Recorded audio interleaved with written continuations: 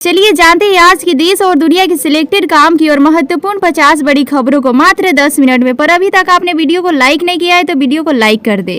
पूरा विश्व आज यानी 21 जून को अंतर्राष्ट्रीय योग दिवस मना रहा है। इस मौके पर प्रधानमंत्री नरेंद्र मोदी ने श्रीनगर में सामूहिक योग किया। योग के बाद उन्होंने देश दुनिया को संबोधित किया।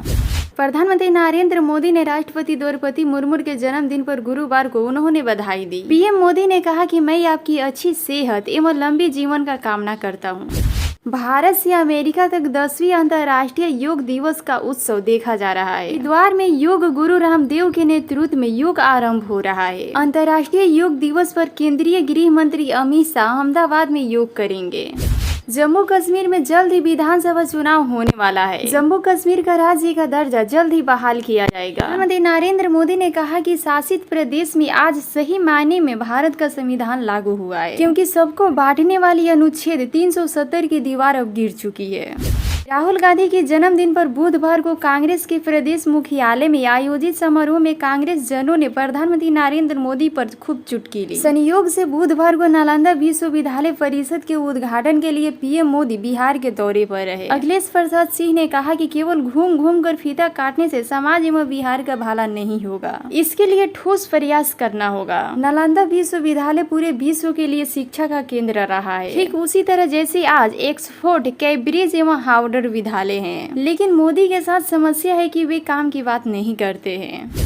मुख्यमंत्री योगी आदित्यनाथ के निर्देश पर भर्ती परीक्षा पेपर लीक होने से रोकने के लिए और धांधली खत्म करने के लिए फुल प्रूफ इंतजाम करते हुए नई नीति जारी कर दी है। एक भर्ती परीक्षा करने के लिए 4 एजेंसियों की अलग अलग जिम्मेदारी होगी।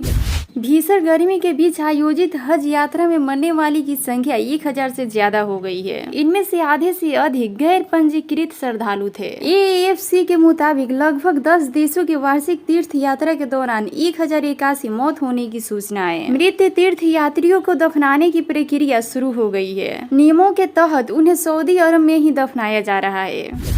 पटना हाई कोर्ट ने बिहार सरकार के उन फैसलों को बदल दिया है जिनमें सरकार की ओर से शोषित वर्ग का कोटा बदलने का फैसला किया था। कोर्ट के फैसले बदलने के बाद राष्ट्रीय जनता दल के नेता तेजस्वी यादव ने नीतीश कुमार पर तीखा हमला बोला है। तेजस्वी यादव ने कहा कि हमें पहले से ही शक था कि भाजपा के लोग आरक्षण विरोधी है। हम सरकार में थे तो जाति आधारित गणना कराई, आरक्षण बढ़ाई, केंद्र सरकार से अपील की कि वह 9वीं सूची में डाला जाए, यहाँ तक कि असुरक्षित रहे। लेकिन 6 महीने पूरे होने के बाद भी केंद्र सरकार ने इसे नहीं डाला। समझ नहीं आ रहा है कि नीतीश कुमार चुप क्यों है। नीतीश कुमार की चुप्पी पर निशाना साधते हुए तेजस्वी ने कहा कि वे इस पूरे मामले पर चुप है। मैं उनसे अनुरोध करूंगा कि वह पीएम मोदी का एक बार और पैर पकड़ ले। वह पहले भी कई बार पीएम मोदी के पैर पढ़े, वे पैर पढ़कर उन्हें 9वीं सूची में डलवा ले। केंद्र में एक बार फिर नरेंद्र मोदी सरकार की वापसी हुई है। नई सरकार की वापसी के साथ ही यह स्पष्ट हो गया है कि लाभार्थियों को केंद्र सरकार की अलग अलग योजना का लाभ मिलते रहे हैं। जिन घरों में हर दिन 2 तरह की सब्जियां बनती थी, अब वहां एक ही सब्जी से काम चलाना होगा। जो लोग सब्जियों में प्याज और टमाटर डालकर मजेदार खाना खाते थे, आज वे बिना प्याज और टमाटर का फीका खाना खा रहे हैं। इसकी वजह है अचानक से सब्जियों के दाम में आया उछाल। जहां पहले 500 में हफ्ते भर की सब्जियां आ जाती थी, अब 1 या 2 दिन की ही सब्जी में इतने पैसे खर्च हो जा रहे हैं। पिछले 10 दिनों के अंदर ही सब्जियों के दाम आसमान छूने लगे हैं। पहले तक जो टमाटर 20 रुपए था, वे अब 80 से 100 के दाम में बिक रहा है। दिल्ली के मुख्यमंत्री अरविंद केजरीवाल के जमानत मिलने पर एनपीसी के प्रमुख शरद पवार ने कहा कि इससे एक बात तो साफ हो गई है कि देश में लोकतंत्र की नींव आज भी मजबूत है।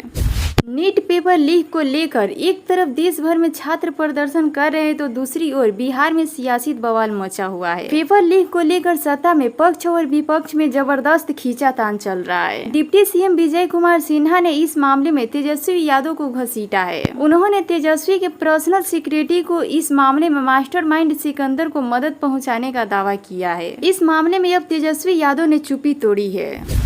उत्तर प्रदेश, बिहार समेत देश के कुछ राज्यों में मौसम के बदलाव की वजह से लोगों को भीषण गर्मी से थोड़ी राहत मिली है। मौसम विभाग के अनुसार अगले 24 घंटे के दौरान बिहार में जोरदार बारिश और आंधी तूफान आने वाली है।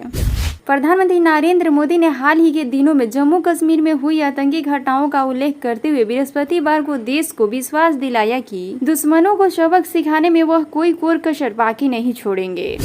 देश में पेपर लीक की समस्या को लेकर जमकर बवाल हो रहा है। इस मुद्दे पर विपक्ष लगातार सरकार को घेर रहा है। इसी क्रम में कांग्रेस के पूर्व अध्यक्ष और रायबरेली के सांसद राहुल गांधी ने प्रधानमंत्री नरेंद्र मोदी को निशाने पर लेते हुए कहा कि वे कहते हैं कि रूस और यूक्रेन की लड़ाई रुकवा दी, लेकिन देश में पेपर लीक की समस्या नहीं रुकवा पा रहे हैं।